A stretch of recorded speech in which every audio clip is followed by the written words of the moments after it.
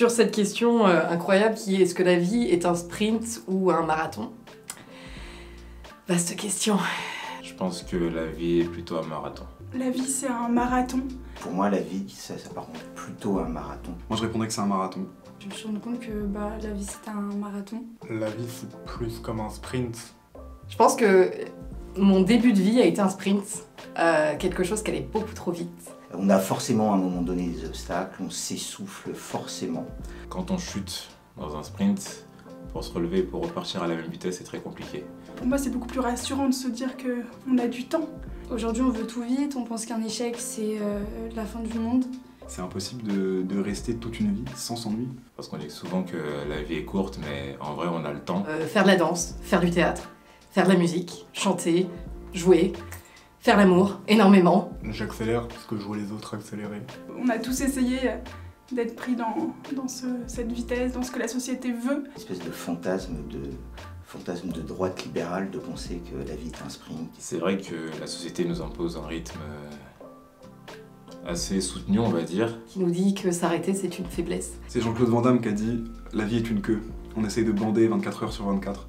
Quand on voit la métaphore, quand même, c'est plus simple de regarder la vie comme un marathon que comme un sprint. C'est du plaisir à trouver le bon rythme, en fait. J'ai pris mon temps, j'ai fait ma crise d'adolescence à 25 ans. On est tous différents et on va pas tous au même rythme. Et ça, la société ne peut pas nous l'imposer. Il y a des gens qui prennent des années et des années à comprendre leur rythme. À mon avis, c'est juste une succession de petits sprints. Et c'est hyper important de réussir à prendre des pauses. La route aura beau être rocailleuse, sableuse, ou si on n'a personne pour nous aider à la traverser, c'est vrai qu'à un moment donné, c'est normal qu'on ait plus envie de la traverser, cette route. Pour aider l'autre, il faut savoir aussi quelle émotion nous traverse quand on est en présence de l'autre. Oui, tu peux t'inspirer des personnes qui courent à côté de toi. Et en fait, si tu penses que les personnes qui courent avec toi, c'est tes ennemis, je pense que déjà t'es mal barré. On peut courir seul, on peut courir à plusieurs. Ces personnes-là, ils vont venir de partout. Et on va pas être obligé de s'entendre avec tout le monde, mais on va être obligé de courir avec eux dans tous les cas.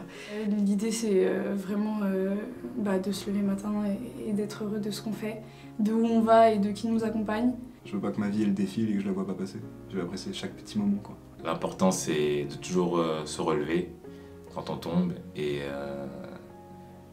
d'aller au bout de ce qu'on tente. Mais vivre intensément, ça veut pas dire forcément vivre comme si on était dans une course lancée à 100 à l'heure. Si tu kiffes, dans le respect d'autrui bien sûr, et ce sera jamais du temps perdu. Ce sera juste du temps pour toi. Il y a de l'espace où courir, faut juste le trouver et se sentir bien sur cette piste. Finalement, Le plus important Dans une course, c'est d'avoir les poumons.